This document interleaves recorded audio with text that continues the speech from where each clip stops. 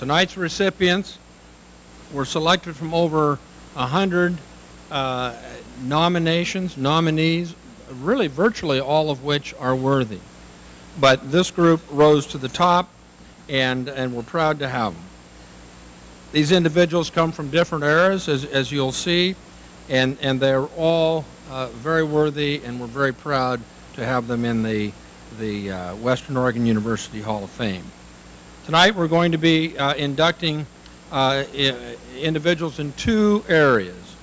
A student athlete, this is for outstanding performance while a student athlete at Western Oregon or as a post-collegiate competitor, as well as the contributions that they've made to their sport after they have left the university. Tonight we're going to recognize 3 former student athletes. And then we're going to recognize one coach who is an individual who has demonstrated over the course of time their ability to lead young men and women student athletes to a high level of success while maintaining an educational focus, which is an essential element of what we do at Western Oregon. Tonight we're going to recognize one former coach. So the explanation of the process that we're going to do is we're going to, each of the inductees have identified a person of significance to them, somebody that they have known, that they respect, that has been influential in their life. And those are the presenters.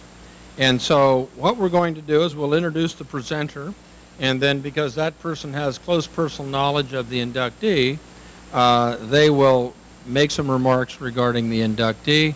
When that concludes, the inductee will come forward. The presenter will, we would prefer that they hang the medallion over the neck. The inductee will respond, and then we'd like to get a photo on the way by. So I think that's still the plan, right, Michael? Photos following? Yep. He says yep from the back of the room. And so we have 4. And so our first inductee is was an outstanding basketball player and an outstanding track athlete, Renee Lambrick, and the presenter for Renee is a former teammate and a longtime close personal friend, Cindy Musgrove. She and I started here in 1975, 76, 75, whatever. And we played basketball together. We were starting freshmen on the team, and we were able to play all 4 years, which was a really blessing because all those tenacious, ornery, hardworking attributes came out on the court.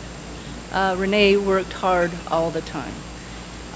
We have, at this point, she is still the records holder for rebounds for the Western Oregon. I keep wanting to say OCE, but that kind of dates us, obviously. And her record is 24 rebounds. But during that same game, she had 28 points. 2 years later, she had another game of 23 rebounds, and I believe it was 18 points. We had a lot of fun. We were co-coaches our senior year, and I call her the coach and I was the co. She always came to the practice ready to go, and with every game, really just wanting us to do the best and supportive with all our teams. We were just looking at some of the pictures up here, and a good friend of hers also goes, "Wow, I sure wish she hasn't changed." And I go, "What do you mean she hasn't changed?" She still has the same amount of energy. And today she still does her day job. She has a small farm, and they also have a nursery. And so when she gets from her day job, she has her regular job. So again, there's no moss growing under her feet. Now the cheaters, excuse me. Renee also really had an opportunity to excel in track. She was a javelin thrower. And again, I was fortunate enough to be on the team the first year. I decided to go do something else after that. But again, witness that same individual tenacity. I remember walking by, and in those days we had 50 women on the team.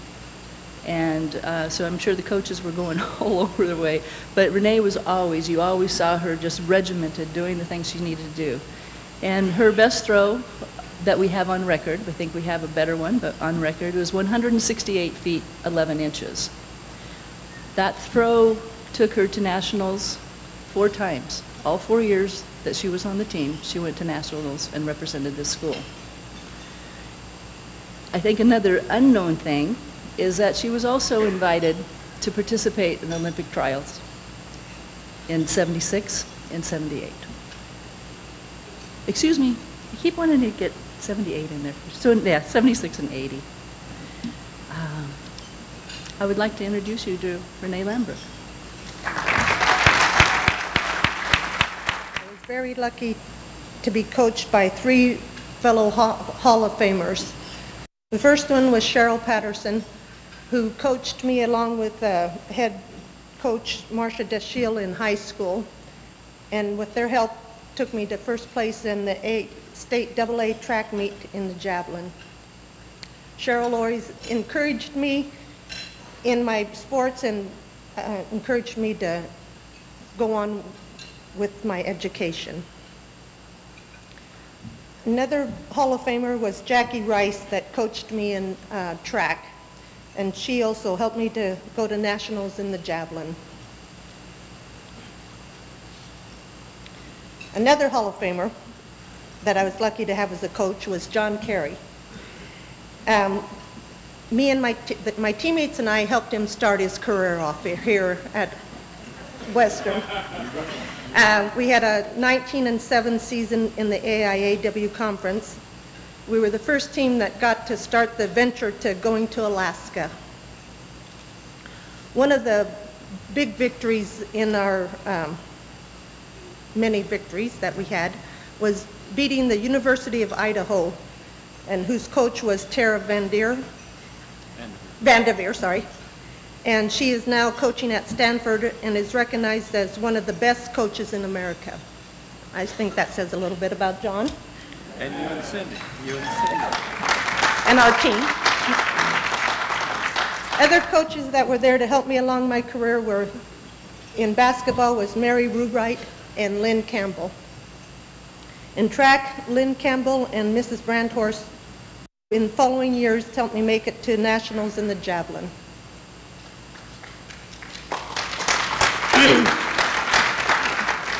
Because of my career here, I was able to coach men and women throwers at Willamette one year, took a few girls to the nationals, and I was offered, after that I was offered a position to play basketball in Europe and played for a French team for 5 years and coached 8- and 9-year-old girls.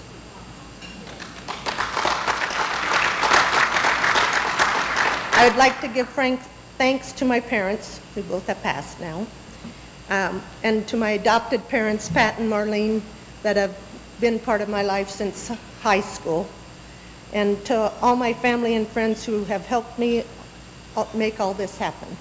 Thank you. Our next recipient is Mr. Marv Hebert. As an athlete for the sport of football, he's also gone on to be a tremendous coach at both the high school and junior college level, influenced a lot of people. And introducing Marv is Mr. Mouse Davis. Hey, one of the great things about coming to these things, I think, is having an opportunity to meet the people that surround the recipient. Like the Hebe shows, we all know Hebe, because he's been here 100 years. Son Scott, daughter Nicole, Joan, Marilyn, player, Claxton Welch. How about that? That a baby. Did you hear John back here, Scott? He said, Claxton Welch. Wow. Let me tell you this, he's not that good a golfer. No. He was that good a football player. He is that good a football player. A couple of times for the Cowboys, and he's one of Marvin's kids. My wife, Mary Lou. Anyway, these are really the deals of why you get into these things. What a great opportunity to have all these people surround you. And Marvin certainly has an illustrious career. Now, he was telling me about when he came to OCE. It was OCE. He is already enrolled at University of Oregon. He is going to go back to University of Oregon. Some guy named Tex Oliver, right, Steve? Yeah. Going to go down and play tailback for him. He needs money. Goes, works in a cannery. Bangs up his toe. Not a real coordinated guy. So what's he going to do? He's going to get a ticket at the Monmouth Bus Depot to go back to Oregon to start his career. Who does he meet down there? Bill MacArthur. Bill MacArthur's first recruit was Marv Hebert. He slipped him right out. Marv never got to Eugene. And we were all pretty lucky to have Mac. He did a great job for all of us. And he took Hebe, took you from Dallas, Oregon, and made him a great one. Now, when he was at Western Oregon, OCE, he lettered in football, basketball, and baseball, and started in all three. That's right, we only had 14 kids in school. It doesn't matter. He was a star. He's the right kind of guy. And then he went into coaching. Now, let me give you some stuff on coaching. First of all, he went to Molalla Junior High. Why? Because when you got out of OCE, just like me, you could only go to a grade school or such. So he went to the junior high in Molalla. 3 years later, he became the head coach at Molalla High School. Scooter Capasso, some of you may remember him, was his assistant. He went 25-11. Now, that's no small chore at Molalla High School, 25-11. He then went to David Douglas High School. He was assistant for 3 years. They're trying to figure out if he knew anything about the game. They made him the head coach. His record, 76, 18, and 6. That's not bad, Hebe. That's a pretty good job, babe. I liked it. 2 state championships. Great, great team. I know we had to play them all the time, and they were an excellent football team. Hebe always had them ready. From there, he goes to Mount Hood Community College. From 1970 to 1975, or 78, in the last 4 years, he was 35-5. 35-5. Did you know that, Claxton?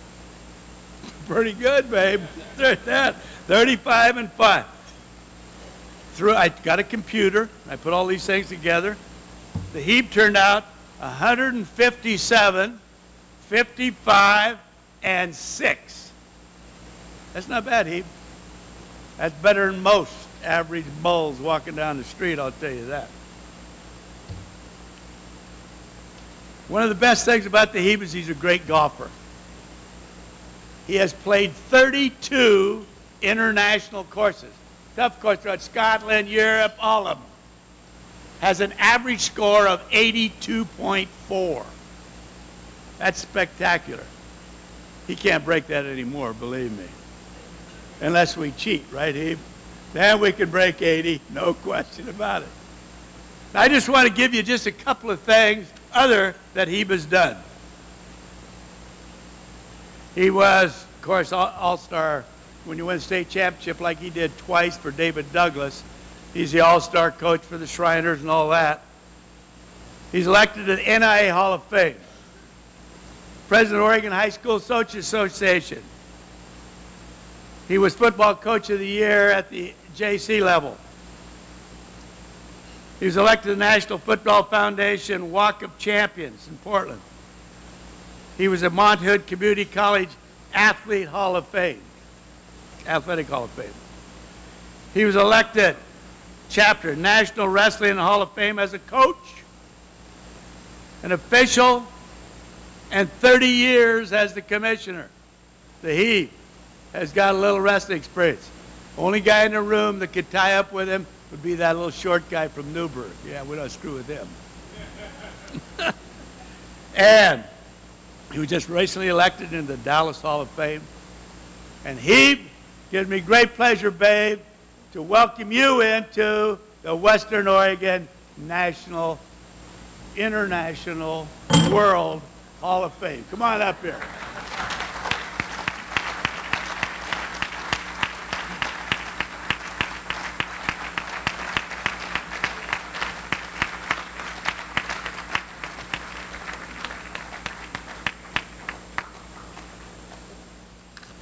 I wrote everything up on a piece of paper. Mouse covered everything. I got the whole thing right here, and I don't want to have to repeat myself.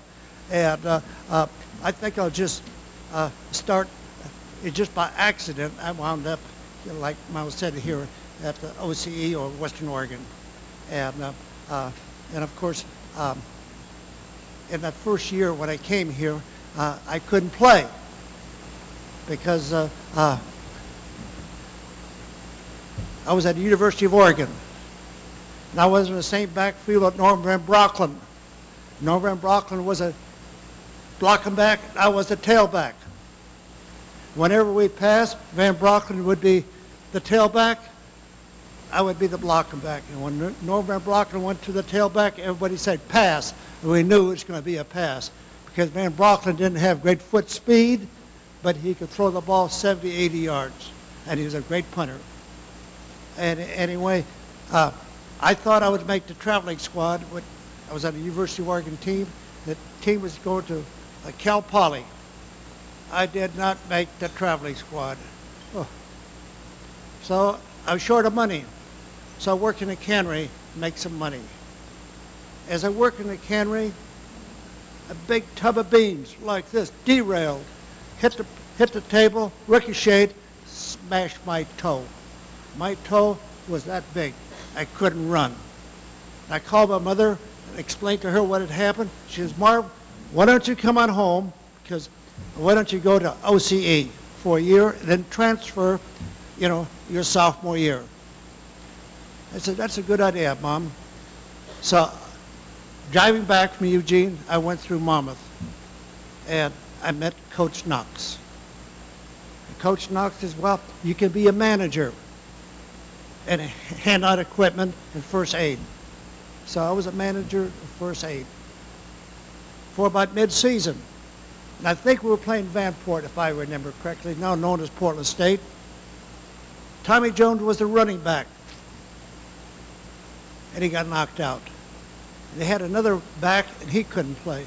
And I told Coach Knox, I've been running some of the plays now, and I'll put Tommy Jones' suit on and play the second half. So in the second half, I wore number 26, and I scored a touchdown. And the Oregonian says that Tommy Jones scored a touchdown. but anyway, so I decided, and I think if I remember my freshman year, Bruce Hamilton is over here. Where's Bruce? Well, he and I were team members over there, Bruce. and your brother Gail, there were three of us over here. And so I think we scored about 3 touchdowns in my first year at OCE. We didn't score a lot of points. So I decided that I was going to go back to University of Oregon. And like Miles said, I'm in a bus depot, and Dr. MacArthur walks in, introduces himself, and he's talking to the manager, and he sits down right alongside of me, and I was kind of impressed what he had to say. And I said, Dr. Bill, I said, I'm on my way to University of Oregon, and I didn't know they hired a new football coach. On a piece of paper he took out, he says, Marv, I'm supposed to call you tonight. And he talked me into staying. So I tore up my bus ticket and stayed. And that was the greatest move I ever made. And I had the experience that I had here as my sophomore, junior, and senior year was just great. The team members and playing with under Dr. Bill MacArthur and Chamberlain was a line coach, and I played 3 different positions.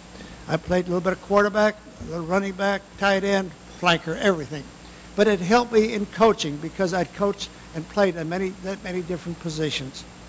And I'm very grateful to be here. And my first teaching job, like Mao said, was at Malala, and I was in the junior high. And I also played semi-pro baseball, and Frank Lowe owned a lumber yard, and I was playing for him. And the Korean War came along, and the coach was in, can't remember his name now. Anyway, he was in the Marine Reserve, and he had to go to Korea. So the football coaching job opened up, and also coaching wrestling. And so I went and talked to the superintendent if I could fill out the application for the job. And he said, "Have you coached before?" I said, "No, I've never coached before." I said, we have 25 applicants. They all have 5 to 15 years of coaching experience. And he said, "Go ahead and fill this thing out." So I filled it out and turned it in. And about 3 or 4 days went by, and I get a call. They want me to come in for an interview. I was to be on a Monday. It's going to be interviewed, and they're going to interview 5 coaches. And I had no coaching experience. And the first coach that was in there from Newburgh, was in there for about a half hour. Another coach was in there for a half hour, and I was the third person to be interviewed. So I walked in, and Ralph Holman asked me, he owned Ford Garage. And he said, "Can you tell the board why you're interested in coaching here at Malala, and do you have the proper credentials? Tell me about your credentials." So what I did, I came in an hour early. I went to the high school gym, and I asked the head custodian, "Could you open up the equipment room where the football gear is stored?" He said, "Well, it's right over here." You open the door, and they played the last football game with Silverton in a driving rainstorm. All the gear had mud, had moss growing on it. You couldn't believe the smell. And he opened up the window, so finally got some circulation. I couldn't believe what I was seeing. He said, "Show me your wrestling mats." I looked at the wrestling mat, it was all torn up. They got any blocking dummies, they had 2. And I thought about it for a while, so on a piece of paper, I wrote, I'm going to be interviewed by the board. I wrote, "I want a $1,000 increase in salary." Put it down. "I want Ralph Capasso as my assistant coach." Put Ralph's name down. $6,000 for new football equipment, and a new wrestling mat, and a blocking sled. Put it all on a piece of paper.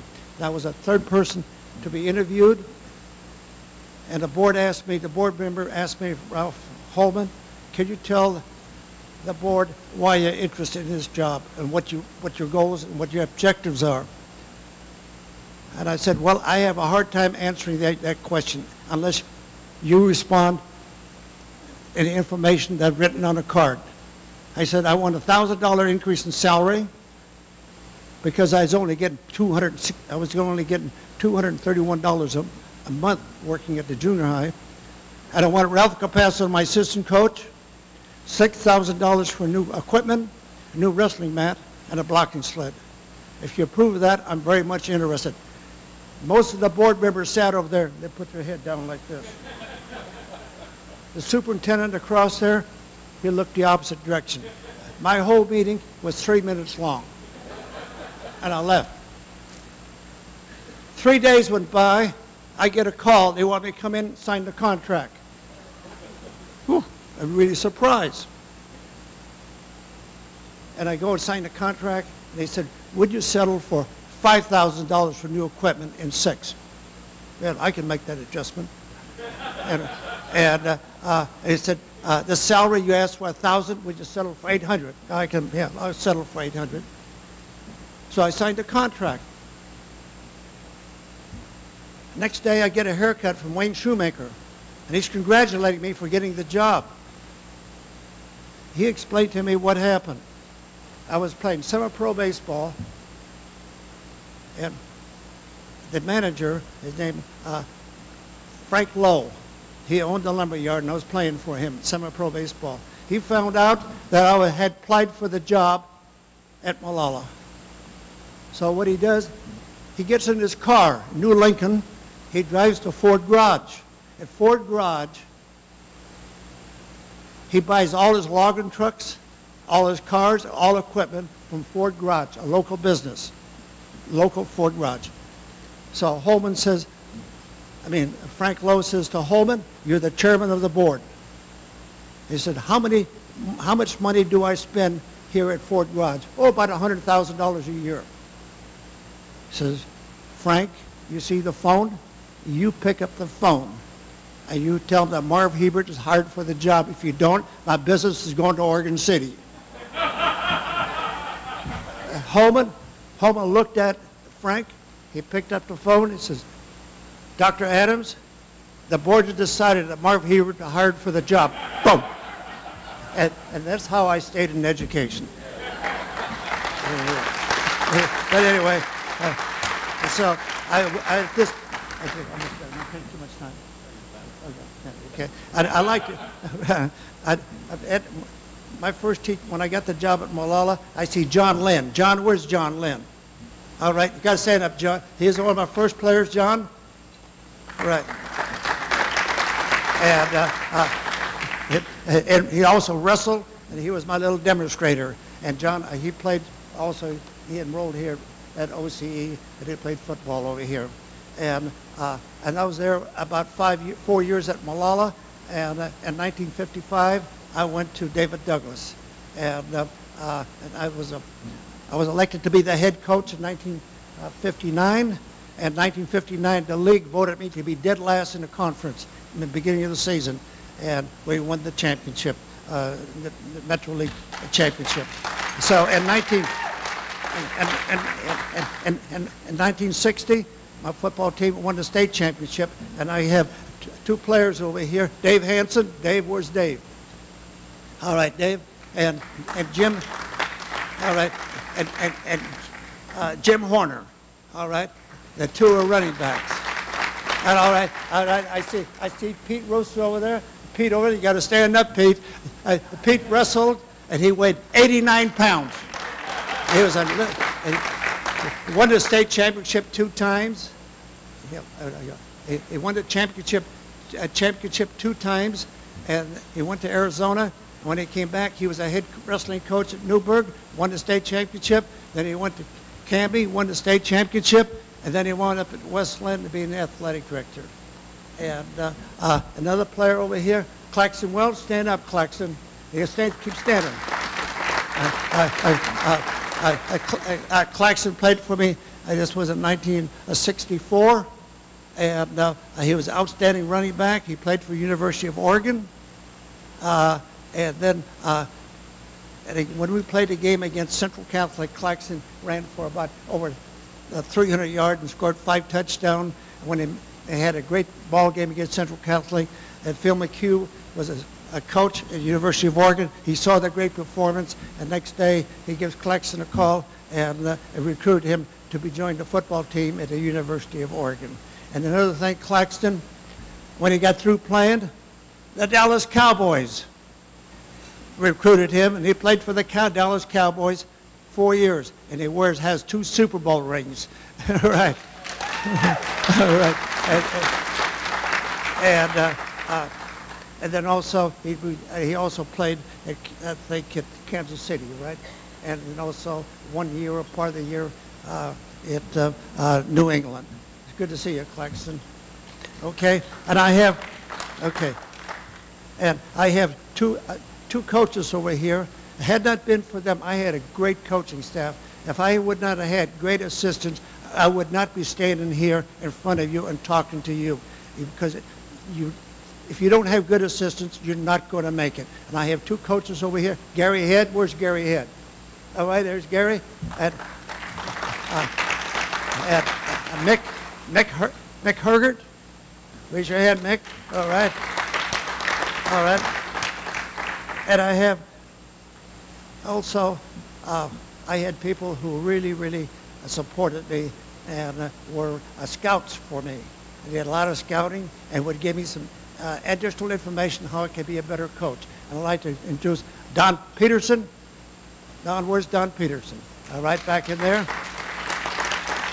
And Bruce Standard. Bruce, where are you, Bruce? There's Bruce Standard. And Geraldo Welch. Welch, oh yeah. Thanks for showing up. All right. It's been a great evening. Thanks for listening. Our next inductee is an athlete in the sport of football, Kevin Boss, and presenting for Kevin is his high school coach, C.A. Rath. So come on forward. Kevin Boss was raised in Philomath, Oregon by his parents, Bob and Teresa. Okay. Yes, Krista and Shelley are here tonight too. He also has an older brother, Terry. Kevin learned a lot of great qualities from his parents when he was growing up. They were great people. And he learned such things as hard work, good morals, great faith, those kinds of attributes. Okay. He learned from his brother, Terry, how to compete and persevere. See, they had these big epic basketball battles at their house. And some of them ended rather well, and most of them did not. You know, they're brothers. Terry was a great athlete as well. He was a professional soccer player for the New York Red Bulls and the Seattle Sounders. And he couldn't be here tonight. He is coaching at Tulsa University as an assistant coach, which is his alma mater. Growing up in Philomath, Kevin was a standout in football and basketball. He helped guide his football team to 2 state playoff appearances. And then his senior year, helped guide the Warrior basketball team to a state championship in 2002. He was recruited to play at Western Oregon. He played here from 2003 to 2006. He played 4 years for football and 2 years of basketball. And I've seen him make baskets before.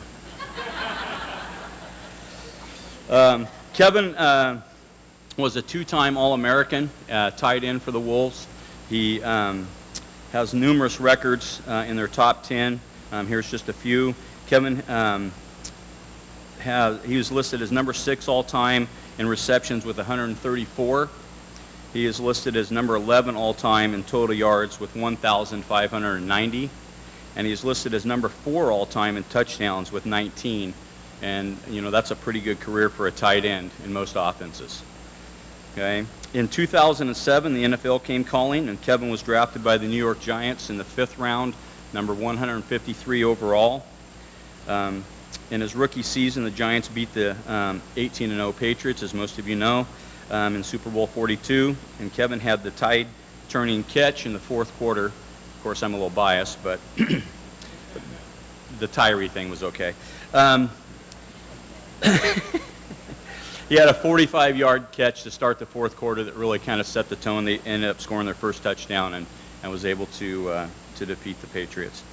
At the game was all of his family and friends, his brother, his mother and father, and his girlfriend, longtime girlfriend, Bree Ramsey, who he met here at Western Oregon while he was playing football. They were married in 2009.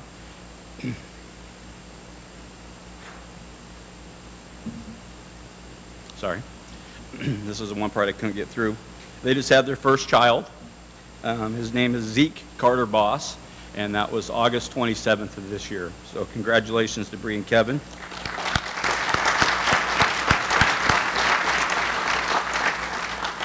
Kevin is currently in his 6th year in the NFL. He played 4 years for the New York Giants with a stopover in Oakland. And and now he's playing currently for the Kansas City Chiefs. We're very proud of Kevin and all his accomplishments. At this time, I would like to ask Bob and Teresa to come forward, please. These are his mother and father. Please come up. I don't have the height to put the thing on, so I got to get some help here. So I really want his mother and father to do this. I think it's their honor, not mine. So Kevin, would you come up, please? Kevin Boss.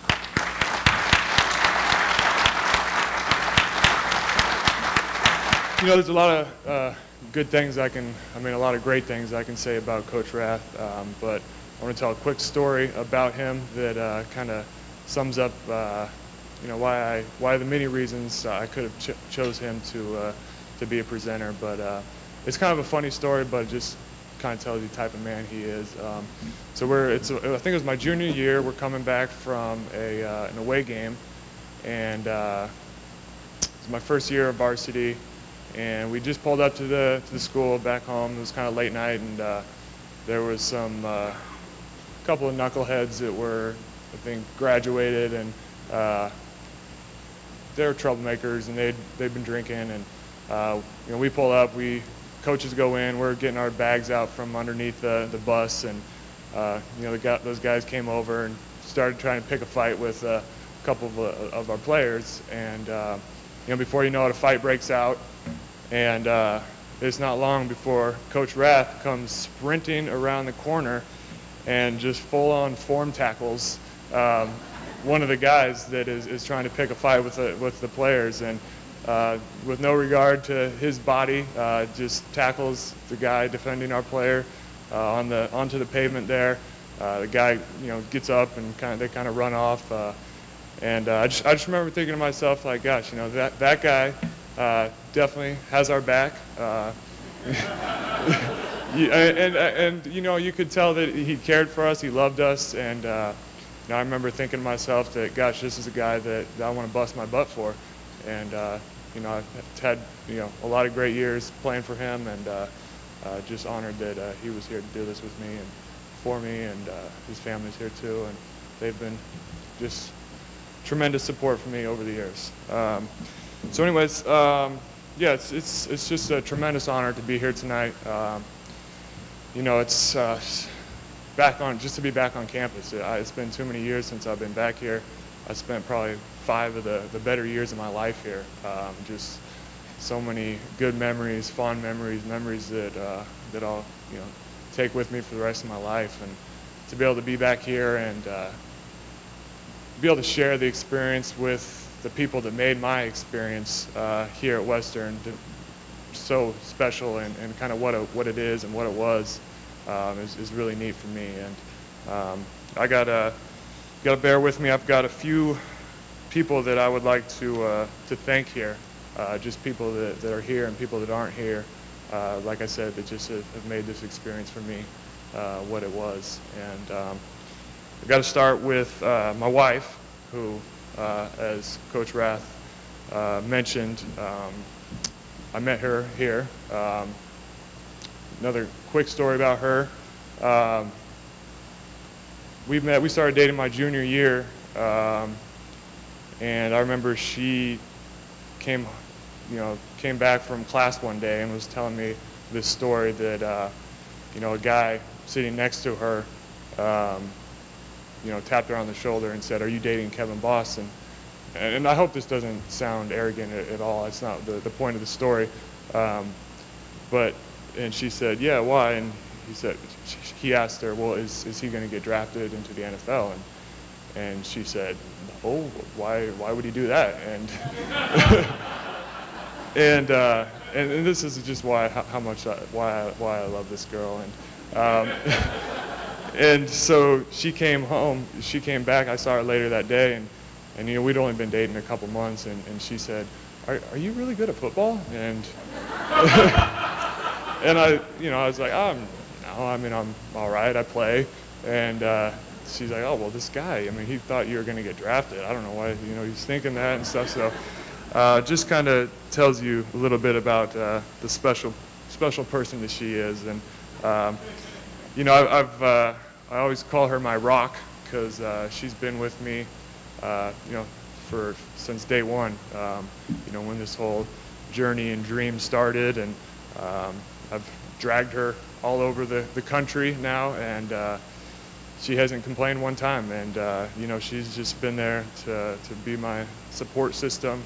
And just wouldn't have been able to do it without her. She's just been there.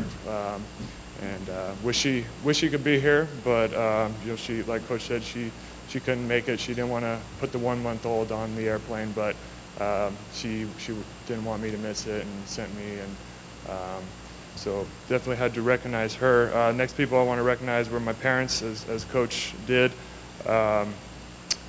They're here. They would obviously be here because they're always wherever their boys are, and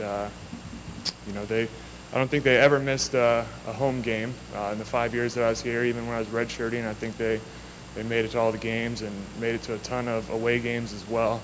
You know, the thing that I just really loved about my parents is, you know, they would, after every game, they'd tell me, you know, great job, you played great, and even if I stunk it up and dropped a couple passes, you know, they would tell me great job, and you know, win or lose, they would tell me how much they loved me, and to me that meant the world. And for just having a baby boy, you know, it's definitely how I want to raise him, and hope that I'm half the parents to him as they were to me. Coach also mentioned my brother. Wish he could be here as well. We definitely had our brother feuds, but I just owe a lot of you know, credit goes to my brother. He just he pushed me. You know, something that you know, my parents were always the ones that would just support me, and no matter what I did, and they weren't the type to push me and do something I didn't want to do. And it was kind of good that I had my brother that would push me, and you know, he definitely helped me become the player I am today, and he's my best friend, and we've always been each other's biggest fans, and I love him for that. Moving on to the people that are here and that have made an impact on me. Coach Ferg and his wife April, they've been really supportive of me over, you know, since I've been here and throughout my career. You know, I think the thing that's neat about Coach Ferg is I think he was really the first to recognize that I had the potential to play beyond college. I think he recognized it before I even did, and you know, kind of believed in me before I really believed in myself. So I appreciate Coach for that. And Coach Hills and his wife Joanne are here too. I only played one season with Hills, but he definitely made an impact on me, and just kind of one of those guys that you look at as kind of a grandfather mentor type, just someone that you can turn to when you need advice. And we've remained really close, you know, since that 1 year that we played together. I still remember when Coach Hills called a team meeting after that one season I played for him, and he had just he was calling the team meeting to tell us that he just accepted a job at Northwest Nazarene. And as happy as I was for him, because he's a tremendous coach, and I think he's the John Wooden of Division II football or Division II basketball. But you know, as happy as I was for him, that he was getting a great job, a great position that he deserved. I remember after the meeting, going into my car and just crying for like 30 minutes, because that's just kind of the impact that he had made on me in that one season. And just, I love the guy, and happy that he and his wife could be here. His wife has supplied my wife and I with just the greatest jams and jellies and spreads just over the past 6 years. Always sending us stuff during Christmas, and Coach always sends me salmon when he goes up to Alaska, and that's something that we always look forward to getting.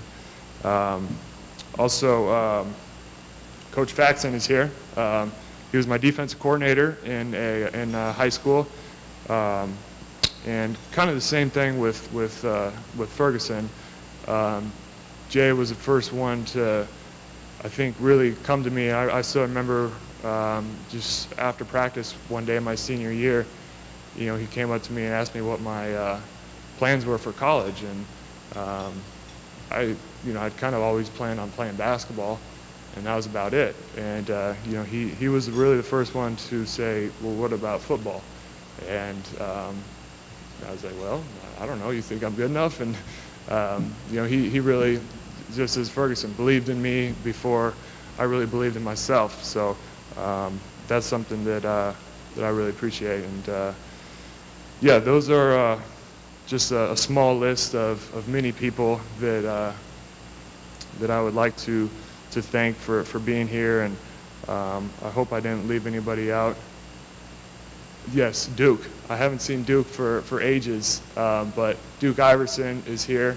I was glad to see him. He was my first football coach here, and the man looks like he hasn't aged since I've seen him, which is impressive. But he gave me my first chance here. He gave me my first opportunity, and that's something that will be forever grateful here for, because this experience that I had here was just the experience of a lifetime. And you know, people over the past 6 years, a lot of people throughout my career have asked me, like, well, you know, don't you wish you would have lived the Division I dream? And you know, I always give them the same response, that I wouldn't trade this experience in for the world. It's just, like I said, some of the most memorable life experiences here. Met my wife here.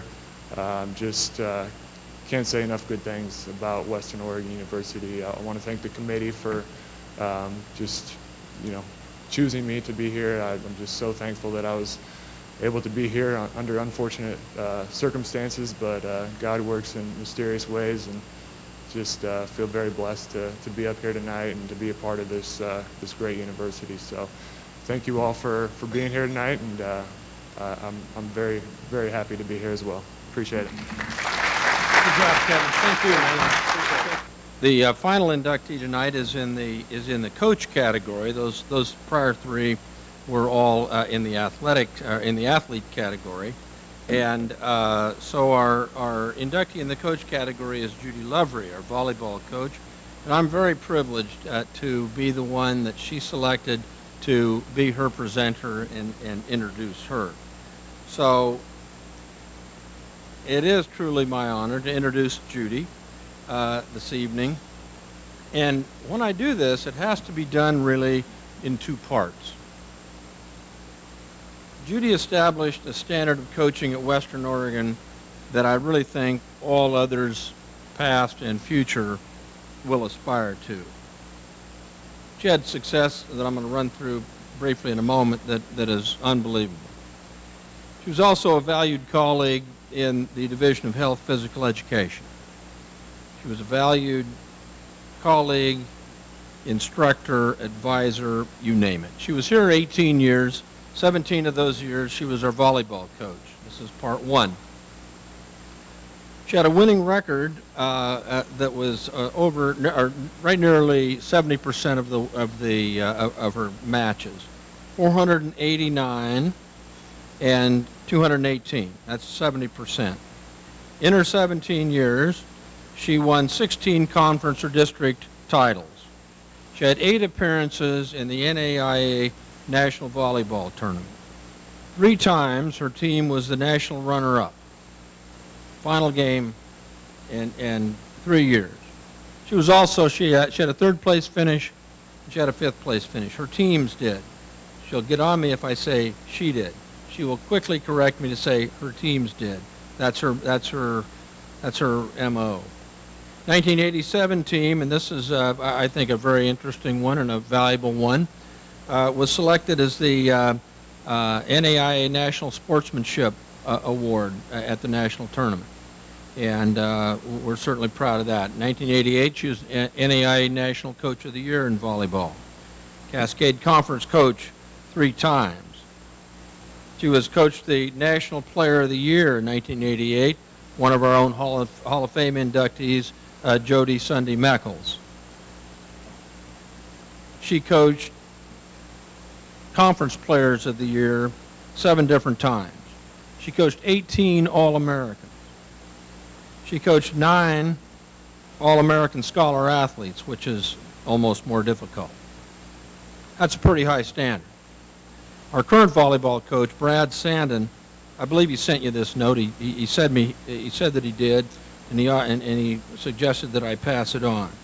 Brad is our current volleyball coach. They're on the road in Idaho right now. He says, Judy, congratulations on your selection to the WOU Hall of Fame. Your selection is richly deserved, and I'm sorry that I will be unable to attend your induction ceremony. We're playing at Central Washington Northwest Nazarene this weekend. I hope you're surrounded by friends and family and former players.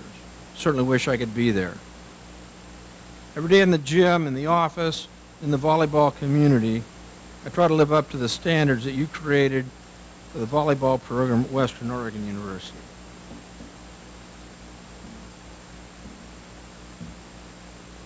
I love Judy.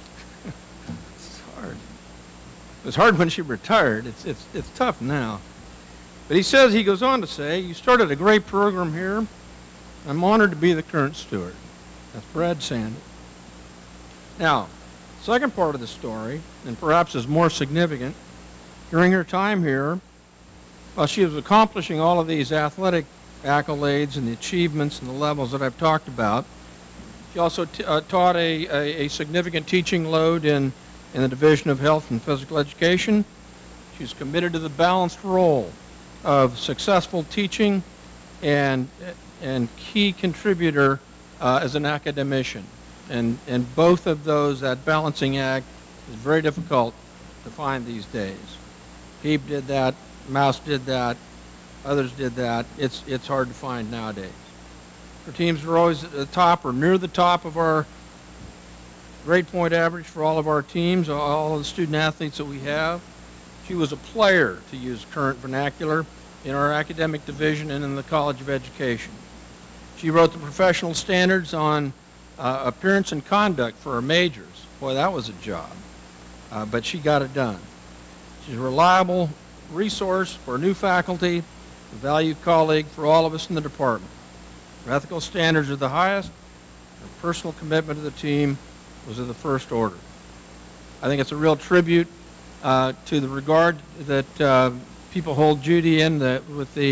It's obvious by the number of friends and family that are here. I know that's one of the reasons Duke is here to support you, Judy. Russ Blunt called and said he wished that he was here and that you're one of his favorites. And they all wanted to express all of their appreciation and respect for the good work that you've done. I used to say, back when she was coaching, that Judy Lovery was the best coach we had at Western Oregon. And that was true then, and it's true now. Ladies and gentlemen, Judy Lovery. Clearly, after listening to everybody, I'm the only one that took the 3-minute time limit that they told us we had to heart. Maybe I'll tell a few stories along the way. First, I'd like to thank the Hall of Fame Committee for selecting me. I served on this committee when I was at Western, and I know how difficult the decisions are and how many qualified candidates there are. And so to have my name mentioned in the same breath as the coaches that have been inducted before me is truly an honor. So thank you to the committee, and I appreciate this greatly. My years at Western were absolutely the most tremendous years of my life, and so I cherish the opportunity to be up here and share this time with you. My whole time up here, I will be thanking people. So you don't spend 18 years at an institution without having a tremendous number of relationships and people that you need to pay tribute to. But before I get on to that, I would like to congratulate the other inductees. And your accomplishments have brought a great deal of pride to Western Oregon. And there is no Hall of Fame coaches without Hall of Fame athletes. And we would not stand up here and get these awards if it wasn't for everything that you athletes accomplished. And with that in mind, I would like 4 very special people way in the back of the room, probably playing on their phones or something, no, to please stand up, because these, a few of them are in the Hall of Fame, but they're in Judy Lovery's Hall of Fame. So Megan, Krista, Shelley, Jessica.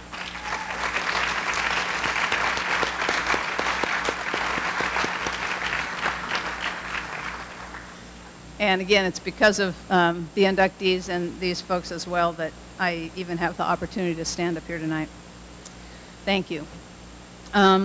So in order to stay with that 3 minutes, which I'm not sure I can do, but I'm going to try. First, the athletic directors that I've had the great privilege of working for. Jack Rye, who was the athletic director when I was first hired here at Western Oregon, who took a chance on a high school coach.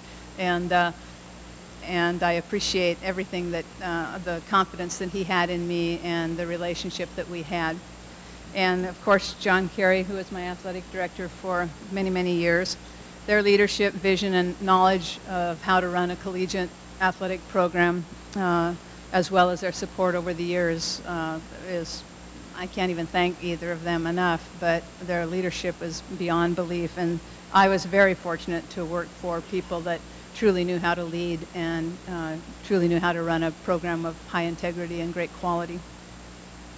Second, I'd like to thank our wonderful office staff, Sharon Hall and Connie Sayers, who are sitting at my table. Their efficiency and organization in running both health and physical education and athletic office is well documented, but it's their emotional support and their caring demeanor, friendly demeanor, helpful demeanor. I mean, I don't know how many times Sharon unplugged the copy machine for me, and and Connie, you know, I'd come back from a road trip and I'd throw a big wad of money and receipts on her desk, and you know, the next morning there'd be like 11 cents in my mailbox because I brought back too much money or something. You know, I mean, it's like she's like so organized, it's unbelievable. But anyway, their demeanor and their helpfulness is what made the daily lives of the coaches easier, and you were so appreciated during my time at Western. Third, I'd like to thank Curtis Kidd and the athletic training staff, particularly Allison Sandego and Jennifer O'Sullivan, and those folks back there probably want to thank them more than anything too. But they kept our athletes on the court, they kept them healthy and kept them on the court safely. Fourth group I would like to thank is my colleagues and mentors in HPE and athletics department. My time at Western, it was a fantastic time to be here. We were a close-knit group, a supportive group. We were eager to help each other and to see each other do well and celebrate each other's successes and bemoan times when we weren't successful. A particular thank you to Jackie Rice, Carol Brownlow, and Joanne Brandhorst, who paved the way in women's athletics. The women's sports teams here have always been top-notch, and they were the pioneers. I laugh because of all the mentions of OCE. One time I was at a golf tournament, and I had a shirt on that had WASC on it.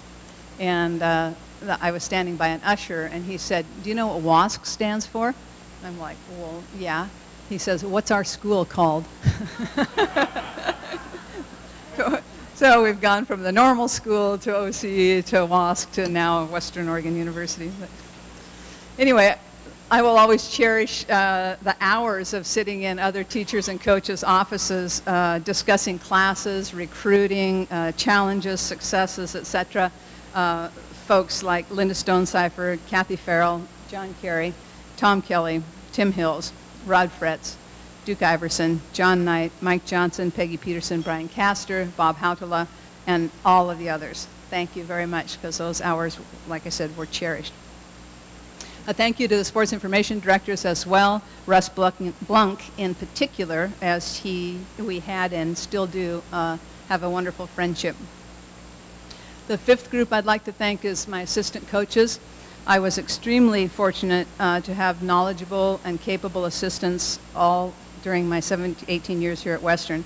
They offered a fresh point of view, help with recruiting, running drills, driving vans into the wee hours of the morning, and their loyalty to our program are just a few of the many ways that they contributed. Sixth, I'd like to thank my family and Sherry and my family of friends that are all over the place out there. Without their support and understanding of this sometimes crazy career, I could not have done that for 30 years. 18 of the years here, but 30 total. So thank you all very much for your support. Last and far from least is a thank you to the athletes that I've had the great privilege to coach. John Knight, our legendary track coach, used to say whenever he'd sign a great athlete, he would say, "They are going to make me look like a really good coach." And this happened over and over and over again at Western for me. I can't even begin to describe how talented, fun, smart, athletic, devoted, and hardworking the volleyball athletes here at Western were. I won't mention individual names, as the list, first of all, would be too long. Someone might inadvertently be left out. And since the concept of we was always way more important than the me mentality in our program, I simply will say that I was blessed to coach some of the most wonderful young people on the planet. I love coaching this age group. they came in as sort of dorky 18-year-old freshmen, and in 4 years, voila, young 22-year-old women entering the workforce or starting their families, or you know, and I'd go to wedding after wedding after wedding, and the bridesmaids were all volleyball players, and it was like we had created a monster.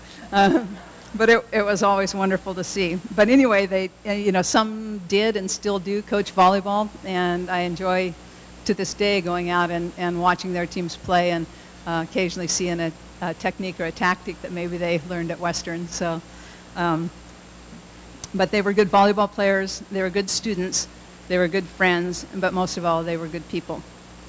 And I have been asked many times, especially since I retired, or when I first retired, what were the highlights of your career? And at the time, you think, oh, you know, playing for a national championship, or this conference championship, or that regional championship, or whatever. But with the passing of time and more perspective, the greatest thing really was the relationships, and the relationships with all of the folks that I have already mentioned and thanked, but mostly the relationship with the athletes that I have coached.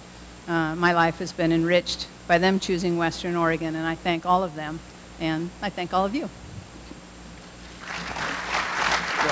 Thank you.